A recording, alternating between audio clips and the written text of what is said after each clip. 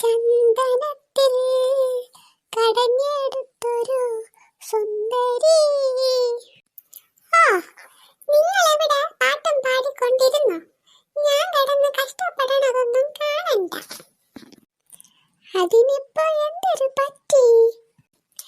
അടുക്കളയില് അങ്ങോട്ട് വന്ന് നോക്കി, ആ പൈപ്പ് മൊത്തം പൊട്ടി കിടക്കണം.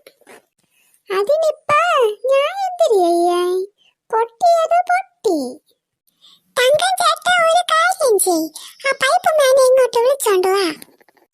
ഓമനെ നില്ലേ, പൈപ്പ് മേന എവിടെന്ന്?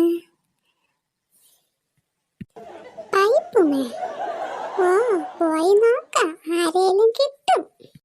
ഓമനെ, എടി ഓമനെ. ഓ, ഇതാ പൈപ്പ് മേൻ വന്ന്. ഓ അണ്ണാ വരി, അടുക്കളയിലാണ് പൈപ്പ് പൊട്ടി കിടക്കണേ. പൈപ്പ് പൊട്ടിയെന്നാ? അതിന് ഞാൻ എത്രയായി? എടാ നീ പൈപ്പ് മേനല്ലേടാ? പൈപ്പ് മേനാ? അണ്ണ എന്തിനു പറയണേ? ഇവിടത്തെ പൈപ്പ് പൊട്ടി കിടക്കണേ, നിങ്ങൾക്കത് ശരിയാക്കാൻ അറിയാമോ? എനിക്കറിഞ്ഞൂടാ ചേച്ചി, ഞാൻ പൈപ്പ് വിൽക്കണ കടയിൽ നിൽക്കണേ. ഈ അണ്ണൻ ഒരു അത്യാവശ്യം എന്ന് പറഞ്ഞ് എന്നെ വിളിച്ചോണ്ട് വന്നേ.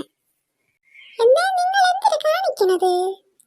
പൈപ്പ് പൊട്ടി ശരിയാക്കണ ആളെ വിളിച്ചോണ്ട് വരാൻ പറഞ്ഞപ്പം പൈപ്പ് വിൽക്കണ കടയിൽ ആളെ വിളിച്ചോണ്ട് വന്നിരിക്കണ്.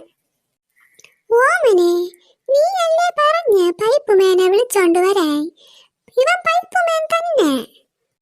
വാ, ഞാൻ പ്ലംബറിനെയാണ് ഉദ്ദേശിച്ചേ. പൈപ്പ് മേനെന്ന് എന്റെ വായിൽ വന്നത്. ഐ ശരി, പിന്നെ ഞാൻ എന്തിനു ചെയ്യാൻ? എന്റെ അപ്പോ, ഇത്രയും വിവരമില്ലാത്ത മനുഷ്യൻ. പൈപ്പ് പൊട്ടിയാ അത് നന്നാക്കണ ആളെയാണ് വിളിക്കുന്നത് എന്ന് പോലും അറിഞ്ഞൂടാ. ഒരബദ്ധം പറ്റി, നീ ക്ഷമി. ഞാൻ എന്തിനു ചെയ്യണം? നിക്കണോ പോണോ? നീ ആരടെ? ഇറങ്ങിപ്പോടെ. പൈപ്പ് നന്നാക്കാൻ അറിഞ്ഞൂടാ പോലും.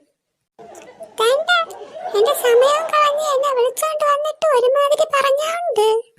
അപ്പപ്പോ അതിന് നീ ചൂടാവണ എന്തിന്? നീ ഇങ്ങ് വാ, നിനക്ക് എന്തിനു വേണം ഞാൻ തരാം. ആ, അങ്ങനെ മാന്യായിട്ടൊക്കെ സംസാരിക്കേ. എന്നാ നില്ലേ, വരുമ്പം പൈപ്പ് നന്നാക്കുന്ന ആളെ കൂടെ വിളിച്ചോണ്ട് വേണം വരാൻ. ഇനി വേറെ ആരെയും വിളിച്ചോണ്ട് വരല്ലേ.